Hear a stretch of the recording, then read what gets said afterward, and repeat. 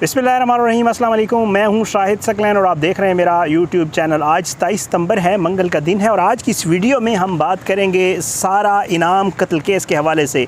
मुल्ज़िम शाहनवाज़ अमीर से जो पुलिस तफ्तीश कर रही है उसकी कुछ चीज़ें मुझे पता चली हैं, आज की इस वीडियो में वो आपके सामने रखूँगा। इस कत्ल की वजह कोई काला जादू था, ये कुछ चीज़ सामने आई है। आखिर ये लड़ाई क्यों शुरू हुई, डंबल उठाकर मारने की पुलिस को शाहनवाज़ अमीर ने क्या वजह बताई और ये क्यों कहा कि वो सारा को कत्ल नहीं करना चाहता था, और इस मामले में चकवाल से एक शख्स को गिरफ़्तार किया गया है, उस शख्स का इस कत्ल से क्या ताल्लुक़ है। आज की ये वीडियो इन तमाम चीज़ों का अहाता करेगी। सबसे पहले तो पुलिस तफ्तीश में पुलिस चकरा गई है, क्योंकि ये जो मुल्ज़िम है या तो वो इतना शातिर है या वो मखबूतुल हवास है कि वो कोई एक बात नहीं कर रहा। उसने जो बातें कत्ल की वजूहात बताई हैं मैं वो आपके सामने रखता हूँ।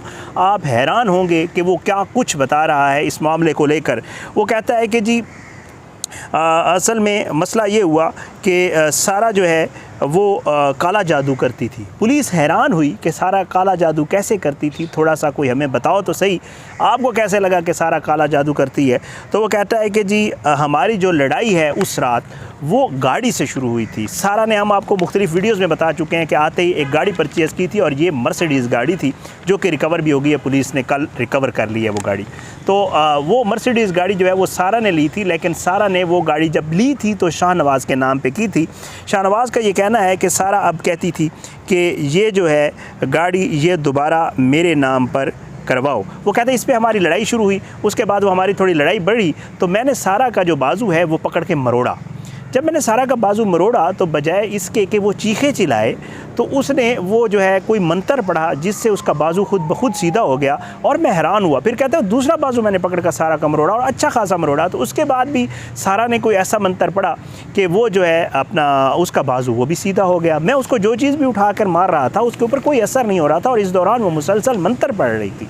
वो कहते हैं कि जी जब ये मामला मुझे समझ आया मैंने उसको बारहा काबू करने की कोशिश की, क्योंकि हमारी लड़ाई थी वो भी आगे से इसके मुताबिक लड़ रही थी, लेकिन जब मेरी तमाम कोशिशें नाकाम हुई जो उसको काबू करने की थी तो फिर मेरे सामने डंबल आया और मैंने जो डंबल है वो उठाकर मारा जिससे जो है वो ज़ख्मी हुई। वो कहते हैं कि इस दौरान मैं हैरान हूँ कि वो बिल्कुल भी चीख चिल्ला नहीं रही थी बल्कि वो मुसलसल कुछ पढ़े जा रही थी।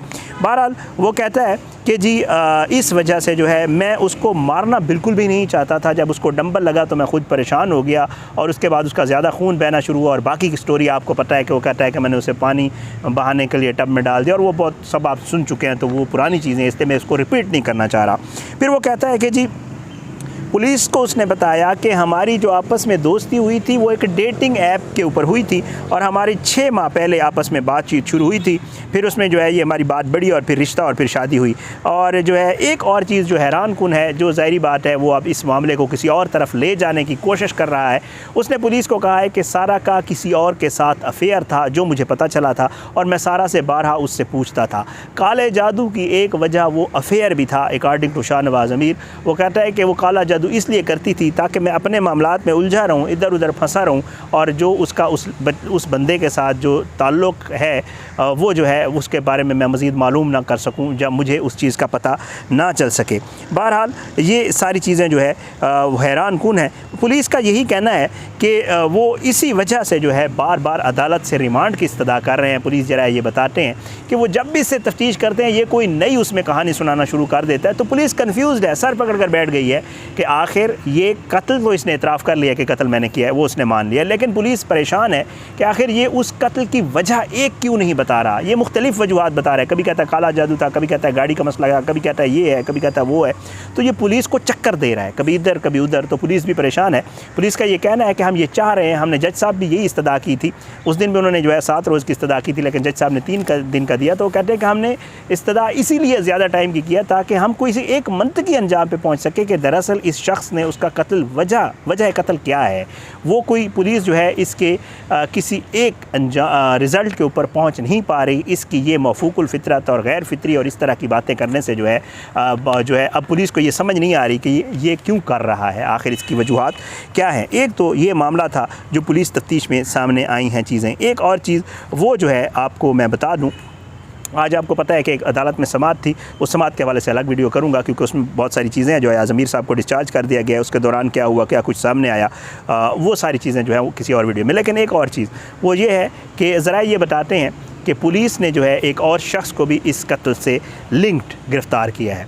वो शख्स कौन है? वो शख्स जी चकवाल की एक शख्सियत है और ये वही शख्स है जिसके घर में सारा और शाहनवाज़ का निकाह हुआ था। इसके अलावा पुलिस ज़रा ये भी बताते हैं कि अब जो गिरफ़्तारियों का दायरा है वो बढ़ाया जाएगा।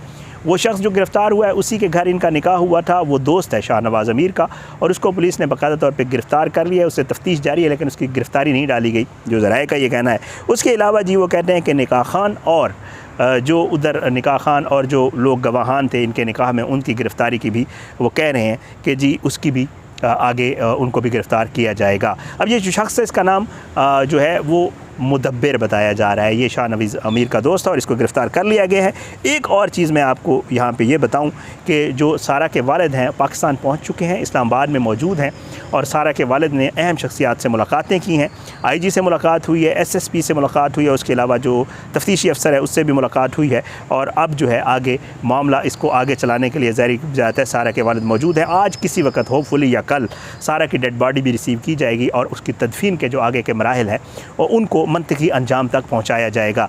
ये सारी वो सिचुएशंस थी जो आज इस केस से लिंक्ड जो है थोड़ी सी जो आप लोगों को पहले आपके सामने नहीं आई होंगी, तो मैंने कहा आपके साथ शेयर कर दूं। लेकिन हैरान कुन तौर पर मैं भी कोशिश कर रहा हूं, हमारे कुछ सहाफ़ी दोस्त भी कोशिश कर रहे हैं कि जो सारा के लवाहिकीन हैं, चाहे उसके वो अंकल हों जो कर्नल रिटायर्ड इनामुर रहीम हैं जिन्होंने अयाज़ अमीर के लिए दरख्वास्त दी थी, जिसमें आज जो है अदालत ने उनको जो है वो बरी कर दिया है, या सारा के वालिदैन हैं, उनमें से किसी से रब्ता हो जाए, पता चल जाए कि वो कहाँ रहते हैं, क्या मामला है, ताकि उनसे बातचीत करके इस हवाले से कि आगे उनका क्या प्लान है, क्या वो इस केस को परसू करेंगे, इसको कंटिन्यू करेंगे, आगे क्या मामला है। मेरी भी कोशिश है, कुछ और दोस्त भी कोशिश कर रहे हैं, हम में से जो भी कामयाब हो जाएगा, वाहिद मकसद तो यही है कि आप तक इन सारी मालूमात को पहुँचाएँ।